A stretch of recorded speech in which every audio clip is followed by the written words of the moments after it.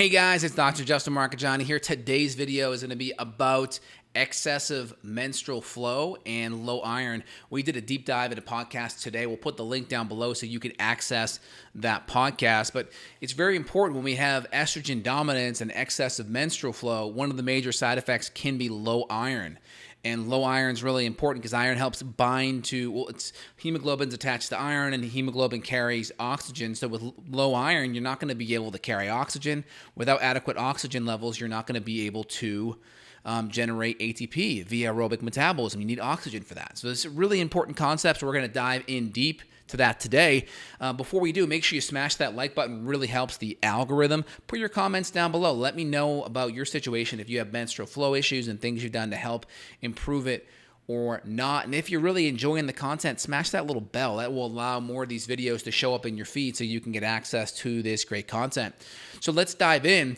Excessive menstrual flow is usually a sign of estrogen dominance. So if we have a monthly cycle like this, just to keep it very simple, the first half of the month, this is the follicular phase. So estrogen starts going up. So we have a follicle that's in the ovary that starts growing.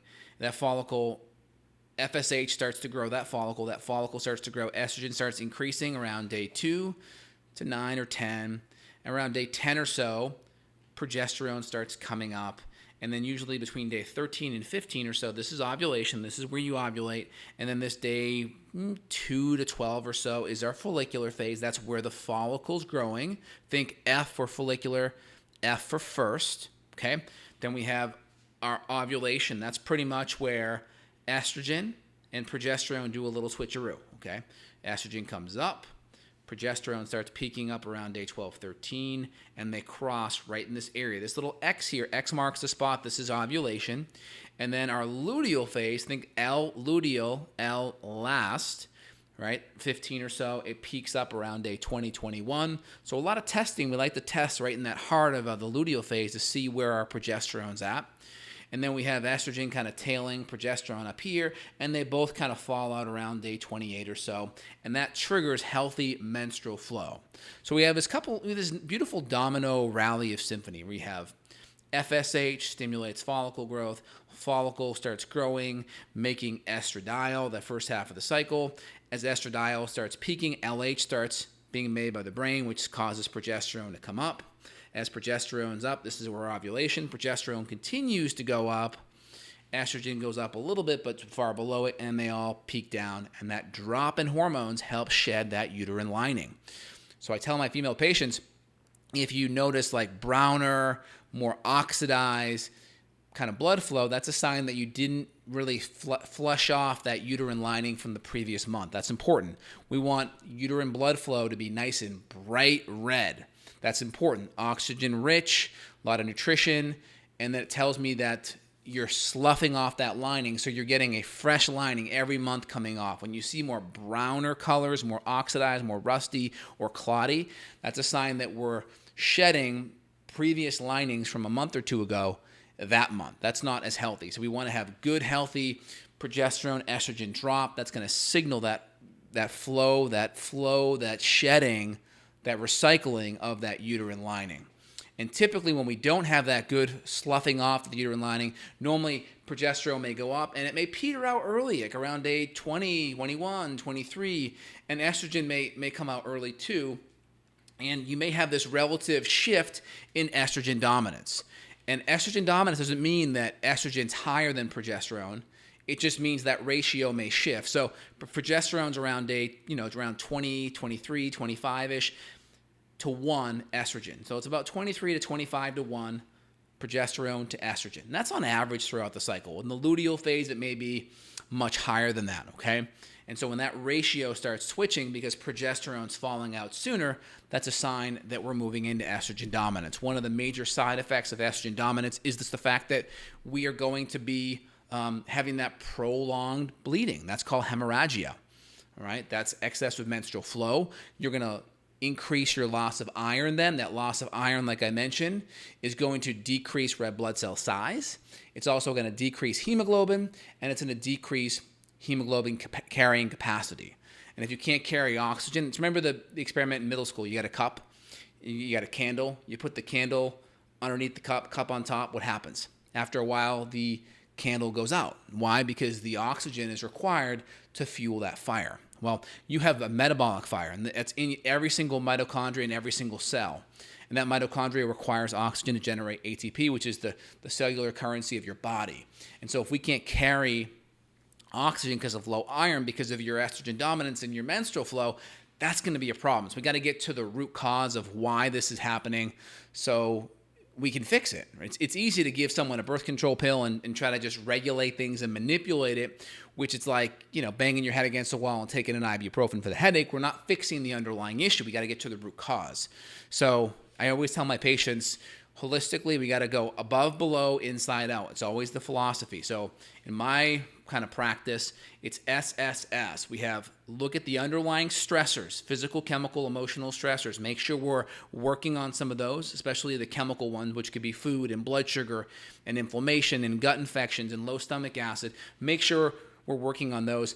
We have the body systems above. That's digestion, infections, hormones, detox, nutrients, mitochondria. We work on these systems. When these systems are out of balance, this is where all the symptoms happen downstream.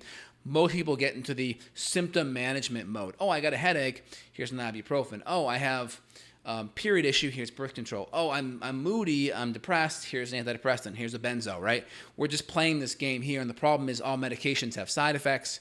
And if you don't fix the underlying issues, symptoms get worse over time. So we try to go upstream to the body systems. We work on the 3 body systems, ATF, ATM, adrenals, thyroid, female or male hormones. We work on digestion and gut infections. We may work on system 3, detox, nutrients, and mitochondria. But we have to make sure the underlying stressors. It's the stressors, physical, chemical, emotional, that cause the systems to break down. When the systems break down, the symptoms occur downstream. So if we're doing palliative symptomatic treatment, it's just very important we draw a line. Okay, symptom stuff, root cause stuff. And if we're trying to do symptom-oriented stuff, try to use things that have the least amount of side effects as possible, right? Some herbs, like I mentioned earlier, cramp bark, very helpful at decreasing cramping, probably better than a Midol or ibuprofen because there's less side effects, but we have to make sure we're also getting to the root cause upstream. So very important when we're dealing with hormones, we got to look above, below, inside, out. So if you have excessive menstrual flow, and usually that's combined with other issues like cramping and headaches and irritability and mood issues. Normally it's not, and fatigue. Normally it's just not one issue and that's it. Got to look upstream at the systems. And don't just think it's a female hormone issue. I see a lot of female hormone issues connected to adrenal dysfunction. We'll see a lot of low DHEA sulfate, lower cortisol levels. That tells me the adrenals could be at play. So we have to look at the adrenals. Thyroid as well. Guess what? If you have chronic low iron can affect thyroid hormone synthesis. And we need iron to make thyroid hormone. So if you have excessive bleeding from estrogen dominance, well, now that can decrease iron. That's going to decrease thyroid synthesis. Then it may even decrease mitochondrial function. So you can see how things can start to spiral out of control. So I tell patients, you have the right to have more than one issue, and everything functions and dysfunctions together. So just keep that in the back of your mind. Make sure if you're working with a functional medicine holistic practitioner, make sure they're looking at all the systems so they can ensure you're addressing everything at a root cause level and not just assuming, oh, my thyroid's fine or my adrenals are fine. It's just a hormone thing. Really take a look at the whole component. And the last thing I would say is look at detoxification. On one of the Dutch tests that I do, there's a marker for 2-methoxy, 2-hydroxyestrogen, and that tells me how we're metabolizing estrogen. It's important to look there. And also when I do gut testing, dysbiotic bacteria, bad bacteria, increases an enzyme called beta-glucuronidase. That enzyme can increase the it can increase the separation between estrogen that's conjugated and not. So we have a protein that conjugates it, binds it. This beta-glucuronidase comes in, it separates that protein from the estrogen. So when it's separated, it can go back into general circulation in the body. So that enzyme breaks up that conjugation process. The conjugation is like, it's like putting handcuffs on the estrogen. It's like, all right, we're putting the cuffs on you. We're going to walk you out of the body, right, via detox and or bowel movement. And when they pull the handcuffs off, that estrogen can go back into circulation. So you've got to look at it holistically across the board. Hope you guys enjoyed today's content. If you did, comments down below, thumbs up, smash that bell. Really appreciate it. If you want to work with myself, links down below. My colleagues as well, links down below. You can schedule with me anywhere in the world, which is excellent.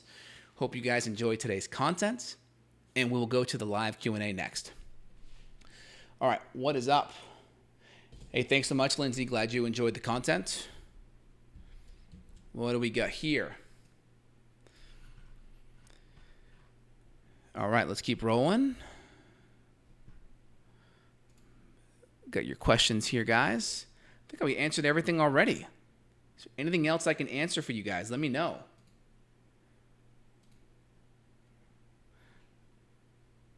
Let's see.